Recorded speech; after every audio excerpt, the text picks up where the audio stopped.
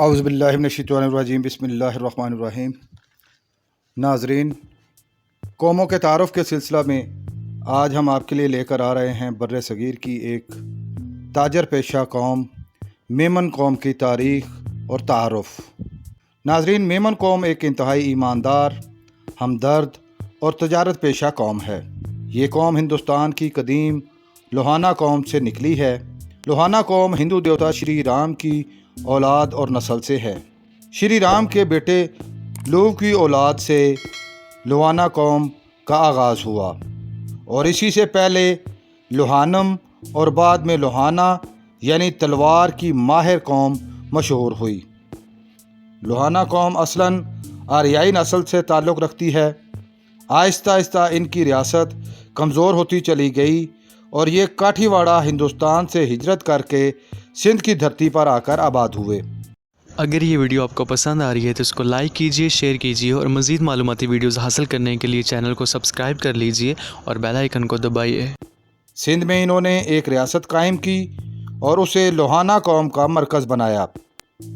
सिंध की लोहाना कौम में से एक नामवर हाकिम, जो कि उस वक़्त के लोहार यानी लाहौर में पैदा हुआ, उसका जानशीन मिनारा के नाम से मशहूर हुआ और तारीख़ में आला नाम पाया। राजा दाहिर के दौर में लोहाना फैमिली के लोग ठट्ठा, हैदराबाद, शहदादपुर और उसके गिरदोनवाह में आकर आबाद हुए।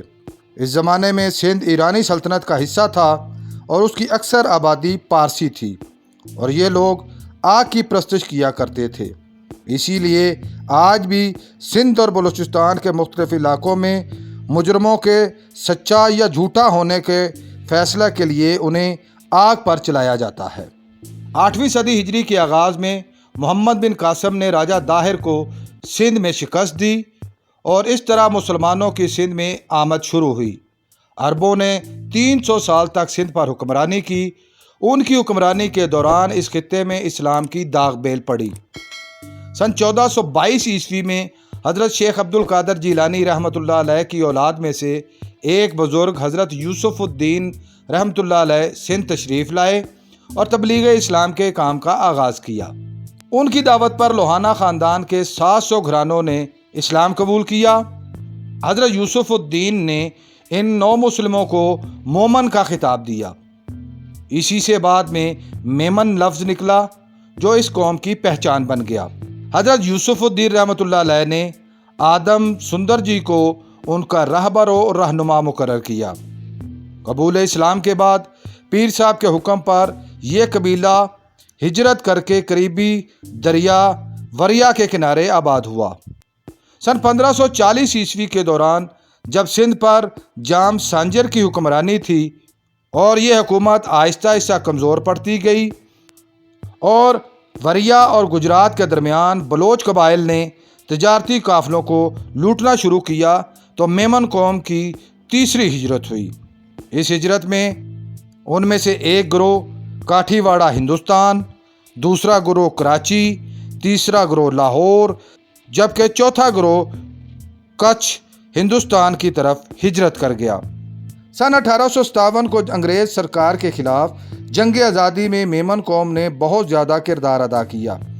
उन्होंने तहरीक आज़ादी के लिए दिल खोलकर माली वसाइल मुहैया किए। इस ज़माने में मेमन कौम ने ब्रिटिश फूड आइटम यानी खाने पीने की अशिया के ख़िलाफ़ बाइकआउट की तहरीक चलाई, जिसे स्वादिशी मूवमेंट का नाम दिया गया। इस तहरीक ने अंग्रेज़ों की मुआशी कमर तोड़ने में अहम किरदार अदा किया।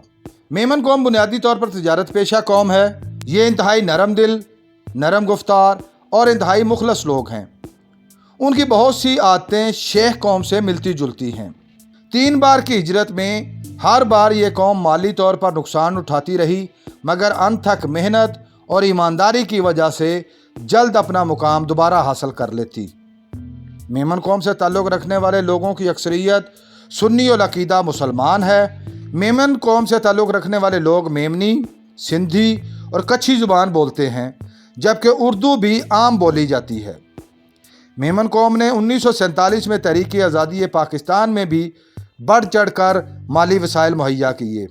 इस वक्त बर्रे सगीर में मेमन कौम के 2 बड़े गिरोह, एक सिंधी मेमन اور دوسرا کچھی میمن ہے۔ میمن قوم پاکستان کے علاوہ اس وقت عرب امارات، سعودی عرب، Sri Lanka, Japan, South Africa, برطانیہ، کینیڈا، بنگلہ دیش اور دنیا کے دیگر ممالک میں آباد ہے۔ میمن قوم کے افراد ایک منظم زندگی گزارتے ہیں۔ میمن برادری سے تعلق رکھنے والے دنیا بھر کے لوگوں کو متحد اور منظم کرنے کے لیے 1971 میں بروڈا، ہندوستان میں آل انڈیا مسلم جماعت فیڈریشن کا قیام عمل میں لایا گیا۔ اس کے علاوہ ان کی عالمی 2 تنظیموں میں سے ایک ورلڈ میمن آرگنائزیشن جبکہ دوسری انٹرنیشنل میمن آرگنائزیشن ہے۔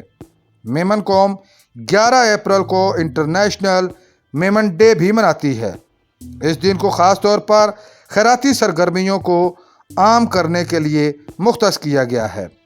میمن اپنی آمدن میں سے انسانی ہمدردی کے کاموں کے لیے خیرات کو فرض اولین سمجھتے ہیں۔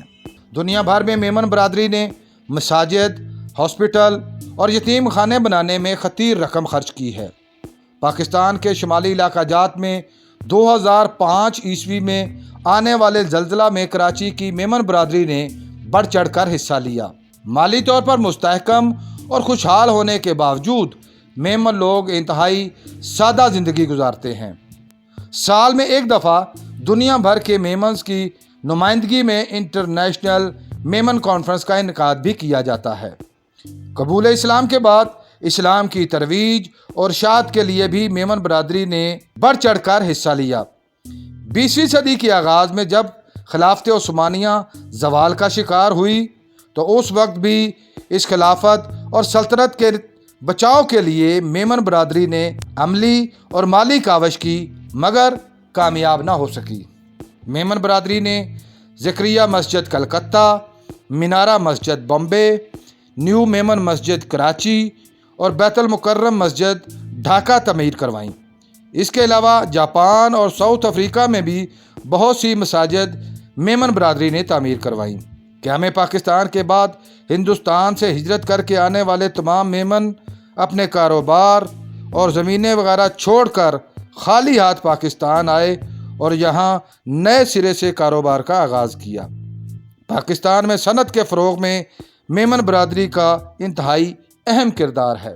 میمن قوم سے تعلق رکھنے والی بہت سی شخصیات نے دنیا بھر میں شہرت پائی، جن میں عبدالستار ایدھی، حاجی عبدالرزاق ARY گروپ، آدم جی گروپ کے بانی حاجی داؤد آدم جی، معروف کو پیما علی میمن، امیر دعوت اسلامی علامہ محمد الیاس قادری اتاری، سابق بھارتی وزیر اعظم عبدالرزاق محمود، جنرل ابو بکر مٹھا المعروف AO مٹھا، سابق وفاقی وزیر نثار میمن، مشہور نعت خوان یوسف میمن، اینکر پرسن ماریا میمن، حاجی غلام محمد فیکٹو، بانی فیکٹو انڈسٹریز، عقیل کریم ڈھیڈی، عبدالرشید گڈیل، عبدالغفور بلو، بانی ہینڈز آرگنائزیشن، سابق گورنر سندھ اشرف تابانی، معروف سیاستدان شرجیل میمن، معروف نعت خوان صدیق اسماعیل، ماروی میمن، ادیب سراج الحق میمن اور بہت سی شخصیات میمن برادری سے تعلق رکھتی ہیں۔ ناظرین، امید ہے آپ کو ہماری یہ کاوش پسند آئی ہوگی۔ اگر اس ویڈیو کے بارے میں آپ اپنی کوئی رائے دینا چاہیں تو کمنٹ باکس کا استعمال کریں۔